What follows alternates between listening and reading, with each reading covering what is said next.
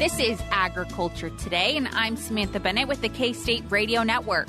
On this Monday's program, Lee Schulz, livestock economist from Iowa State University, leads this week's cattle market update, where he pinpoints where exactly we currently stand in the cattle inventory cycle and information on how to best track replacement heifer data during this time. An upcoming event to look out for is the Flickner Innovation Farm Workshop being held on January 12th. Joining Agriculture Today to share information on the fast-approaching free event is K-State watershed specialist Ron Graber and farm owner and operator Ray Flickner. We end with Joe Gerken, our K-State fisheries and aquatics specialist, joining us for our first wildlife segment of 2023. He says that now is the time for pond owners to consider placing structures, and he provides tips on doing exactly that. That and more is coming up ahead on Agriculture Today.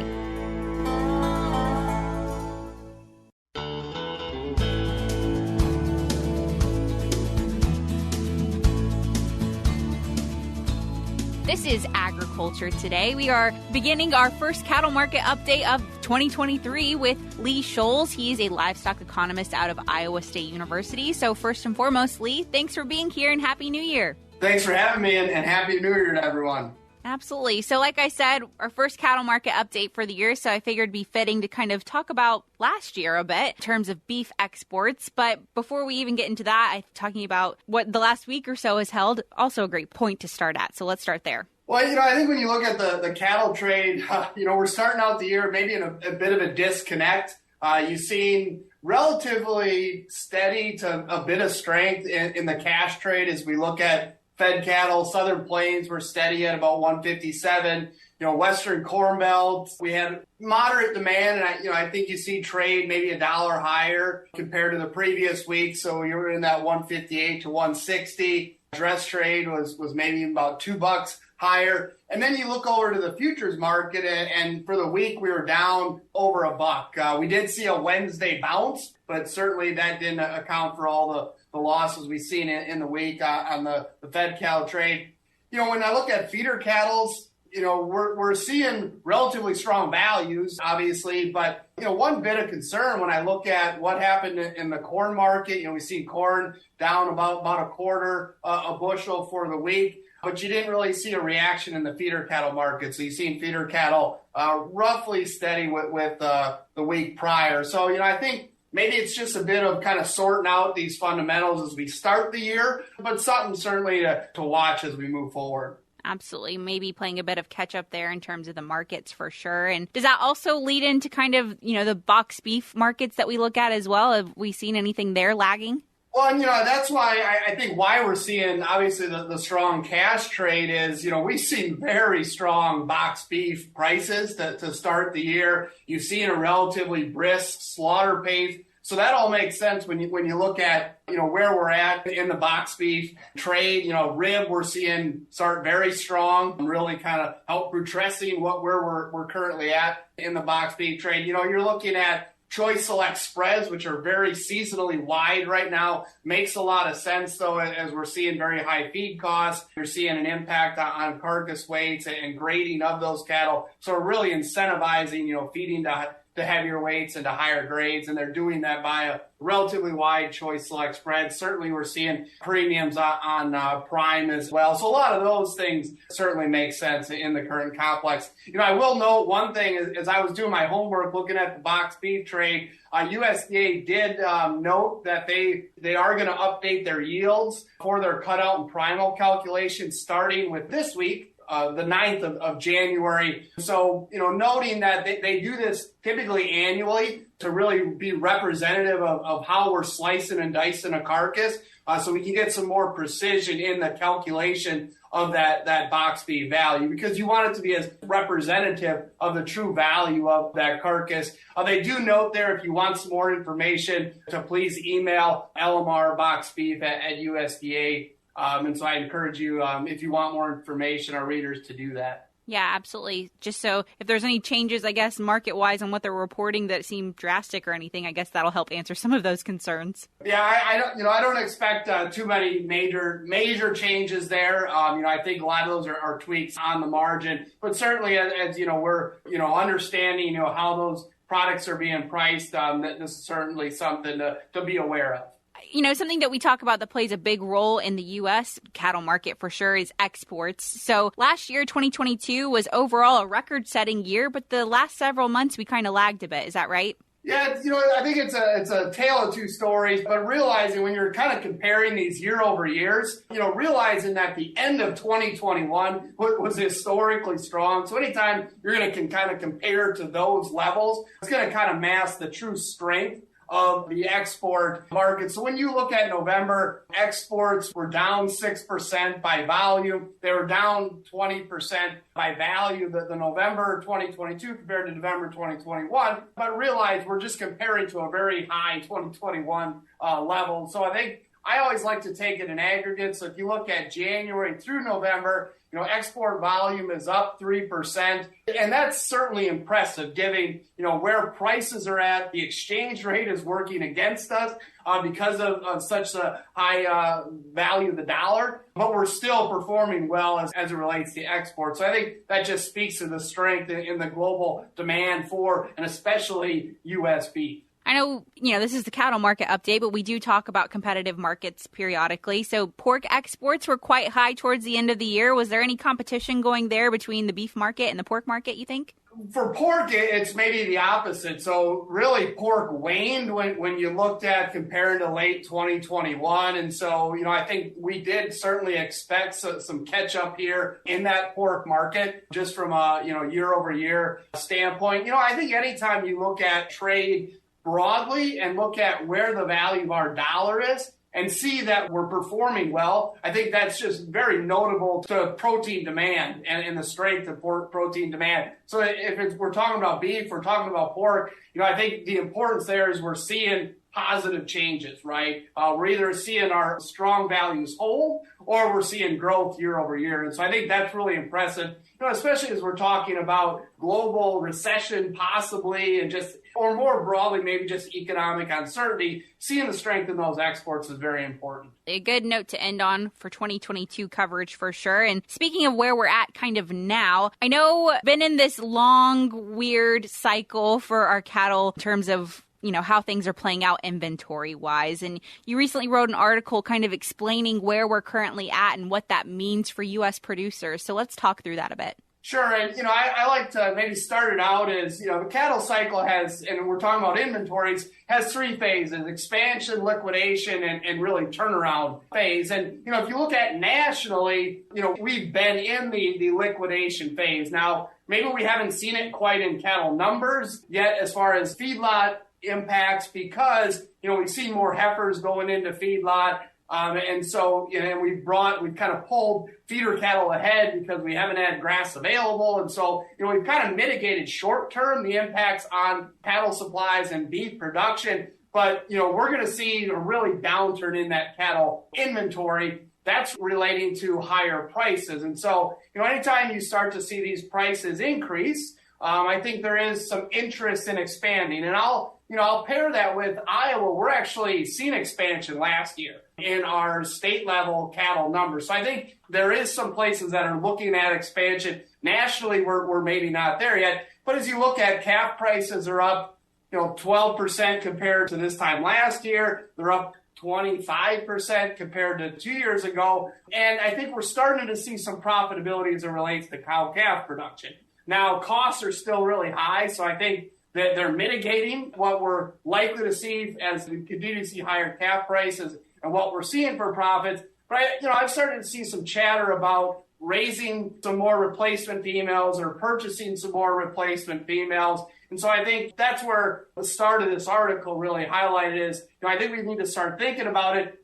And if you're starting to think about it, those heifers may be undervalued kind of currently in this market because of such high costs. So as an individual producer, if I have the opportunity to buy some replacements or I'm thinking about it, now might be the time, because I think they're going to get a lot more expensive as we start to see calf prices really escalate. That replacement heifer market is kind of a difficult one as far as I understand in terms of tracking, just because of the way data is accumulated and things like that. So if producers are looking to find more information and, best ways to track that, how can they do that? Yeah, that's a really good question, Samantha. And so someone that really dives into the data, this is one market that, the data is not really readily available. And I would say not that representative. And not that representative just because there's not a lot of transactions publicly reported. There's a lot of private treaty sales that, don't get reported. And so, but USDA does report sales. Now, here in Iowa, we don't see many. I have to go look at the Nebraska data, the Missouri data that are reported by USDA. Those reports, they have it in their fetal cattle reports. It's in kind of the back end of those reports where they report female prices. Also, another good source that I like to look at is Superior Livestock Auction, Video Internet Auction. USDA actually reports that data. Why I like that is because it really provides several different regions potentially, and it's really a one-stop place to maybe kind of compare regionally where those prices are at. But, I'll warn you that data is limited. So, some weeks aren't reported, and maybe the exact bred heifer, stage of pregnancy or age of cow might not be reported when I'm wanting to make that comparison. So, you have to be a little bit flexible in what weeks you're comparing and how detailed you can get in some of those comparisons. Absolutely. So a bit more of a wide lens approach when it comes to understanding that replacement market for sure then. I remind people it's a good starting point, right? So it's like if you're buying or selling a house, you always want a comparable, but that's not the price you're necessarily going to pay or accept, right? Because that's not going to be exactly representative of your situation, but you got to get it in the ballpark. This data certainly helps get in the ballpark of where those prices currently are at. Wonderful. Well, Lee, I can't thank you enough for your expertise and your insight today. I look forward to hearing more from you in the future as we go into 2023. But again, thanks so much for your time. Thanks for having me, and I look forward to being on again here in this new year. Absolutely. Once again, that was Lee Schulz. He is a livestock economist out of Iowa State University, joining us for this week's cattle market update. We'll be back with more ahead on Agriculture Today.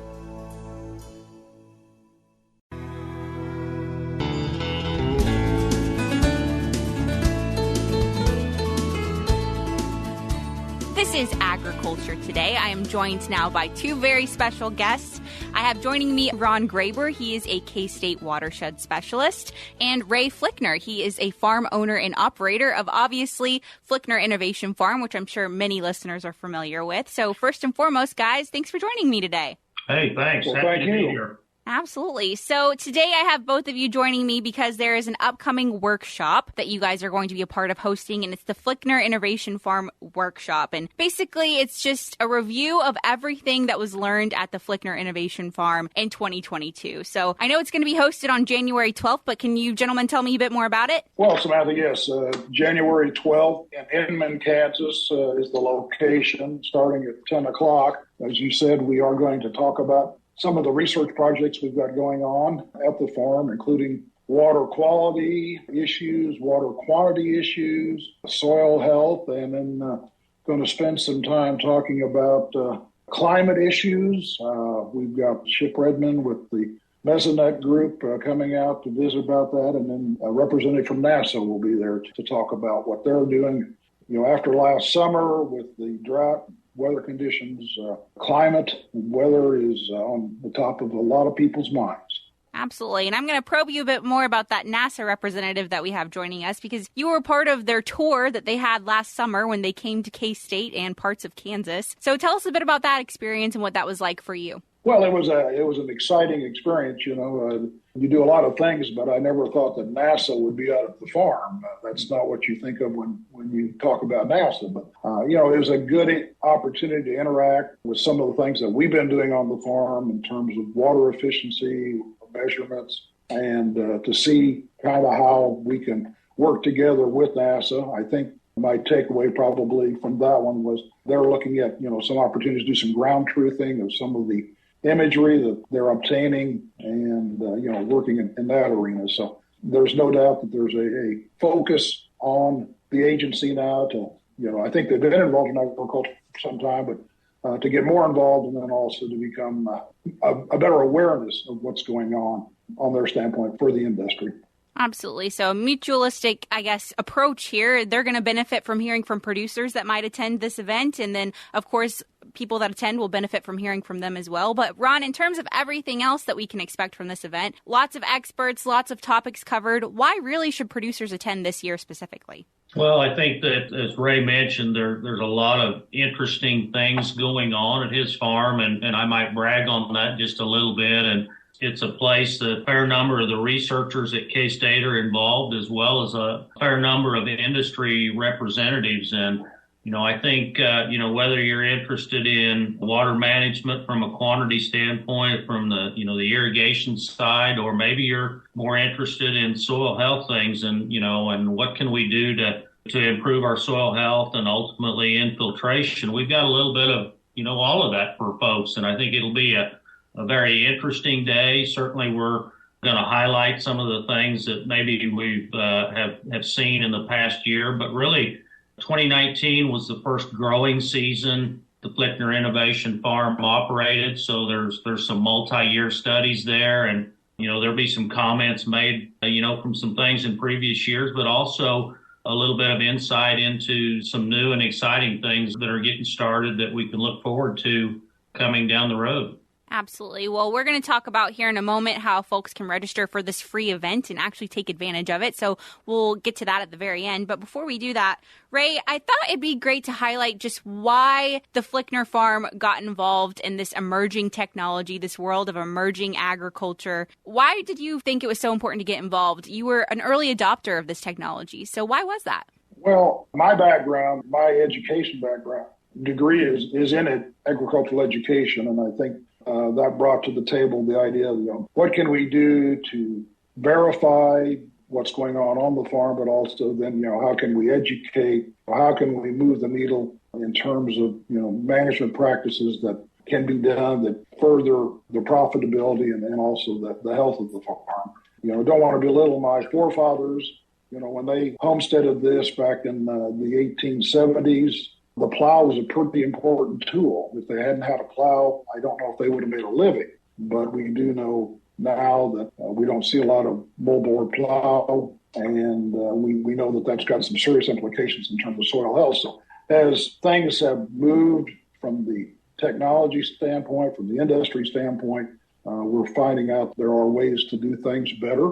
And my goal is what can we do to improve so that we can leave the farm better than what we found it as. One area that you're doing that in is specifically in water conservation. And when we think of Kansas, I think everyone in the past year, the first word they'll think of when they think of Kansas agriculture is probably drought. So that's a really important area. Yes. And we're going to address that from several standpoints. One is, as I said, we've got NASA and the climatologists come out to talk a little bit about that, but also we've got different irrigation technologies, subsurface drip, precision mobile drip that we've incorporated into the operation, and evaluating the efficiencies with that compared to a conventional pivot arrangement, so forth. So we've got some numbers to kind of justify that. I think you were telling me earlier when we were chatting before we went on air that your county that you live in now is kind of the greatest adopter of that technology now at this point in Kansas. I believe that's true. I've not verified those numbers, but we know that there's a lot of subsurface drip installed in the McPherson-Harvey County area, in large part because we've got a dealer that kind of got started back when I did my first project some 21 years ago. It's like a lot of things, if you get somebody that knows what they're doing, provide good service, people will adopt the technology because they know what it can do for you in terms of the efficiency standpoint and also from the service that the local folks can provide. That is wonderful to hear, and a great opportunity for those that are interested in applying this technology on their own operations to learn about doing so. This is a great event to do exactly that. So, Ron, when it comes to registration, I hinted at it earlier that this event is free. So what does the registration process look like? Yeah, it is a free event. We'd like for you to let us know that you're coming. There will be a noon meal provided, and so we just kind of need to have an idea of how much food to prepare. But they can either RSVP by email to kstatecare@ksu.edu. So that'd be kstatekare@ksu.edu by email. Or they can give me a call at 620-727-5665. Wonderful. So multiple opportunities there to register. And again, this event will be held January 12th from 10 a.m. to 3 p.m. So if you're interested in attending, be sure to check that out. And I will also link to all of that information in the show notes of today's show, which can be found on agtoday.net as always. But Ray, when you think about the future of the Flickner Innovation Farm, and whether it's partnerships with NASA continuing to do some work, or it's partnerships with those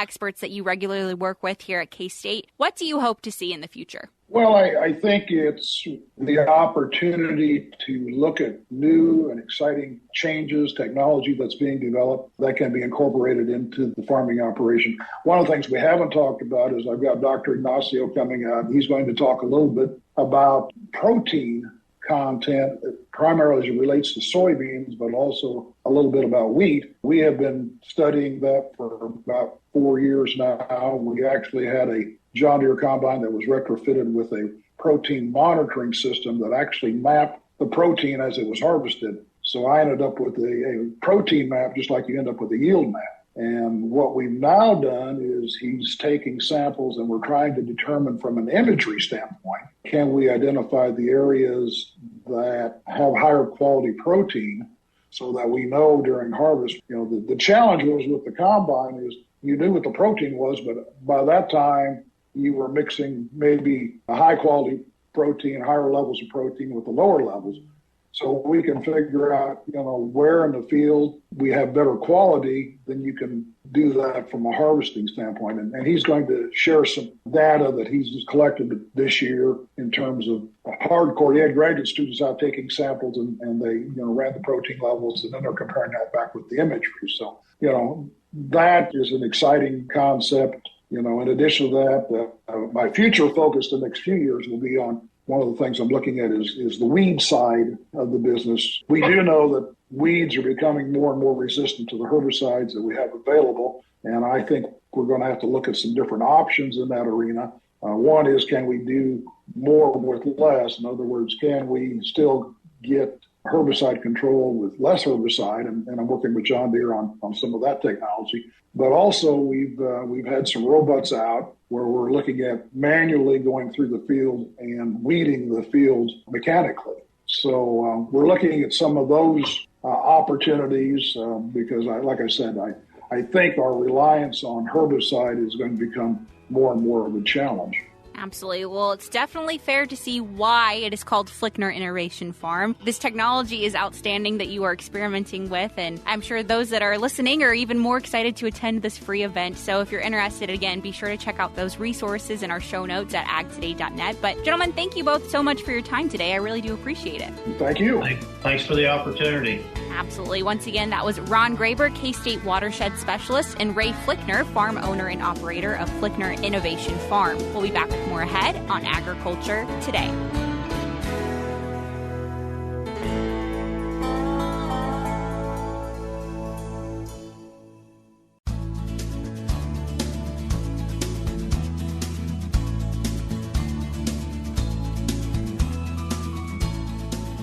This is Agriculture Today. We are kicking off our first wildlife segment back for 2023 with Joe Gerken. He's our K-State Fisheries and Aquatics Specialist. So, Joe, thanks for joining us. Yeah, thanks for having me back, and happy 2023. Yeah, happy New Year. And today you wanted to talk about pond structures. I guess now's a good time to start thinking about those. Yeah, we've had some really cold days. We had a really, really cold spell over Christmas time. But once we start to get those cold spells and start to get some ice on our ponds, that's really a good time to think about structure and the benefits of structure to our fish communities and our ponds moving forward. Awesome. So those that are tuning in, if they're not familiar with what a pond structure is, what is that? Yeah, so basically, it's like a house for your fish. And so the fish need to have a place to hang out, to live, to make babies and spawn. And that means the fish that we want to catch in our ponds. It also means the little bait fish. They need to have a place to go hide, or the baby fish need to have a place to hide so that they're not getting consumed. So structure is just different places for the fish to hide. It can come in all kinds of forms.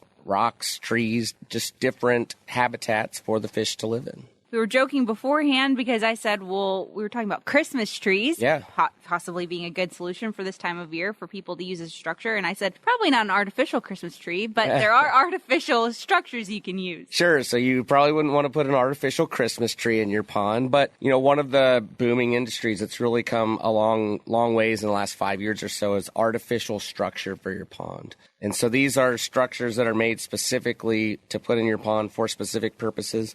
A lot of them nowadays can mimic natural conditions that allow things like macroinvertebrates, another word for bugs. So they can allow bugs to grow. They can allow for algae to grow. Lots of benefits for the fish. They cost more money. The benefit of artificial structure is that it lasts for a long time, probably your lifetime once you make this investment. So there would be some benefits of artificial structure. There's also some natural structures you can introduce as well. So one of those being potentially that Christmas tree people just took down? Yeah, so that Christmas tree is a fantastic idea. You want to make sure, obviously, that your tree is cleaned off. So any decorations you had, you wouldn't want to introduce those to your pond. But taking a Christmas tree or other cedar trees and kind of bunching them together, generally I recommend like a 1/4-inch cable, some sort of cable that can go around them all tied to some cinder blocks. You want to make sure the structure gets to the bottom. But Christmas trees, cedar trees, all those conifers are fantastic habitat for fish. Wonderful. So when it comes to placing these structures, you mentioned ice being a good opportunity for that. So is there any safety considerations when doing this? Yeah. So you want to make sure your ice is safe. So in Kansas, we recommend 3 to 4 inches at least. We want to make sure we have quite a few days below freezing. But yeah, you can take these trees out. You can also,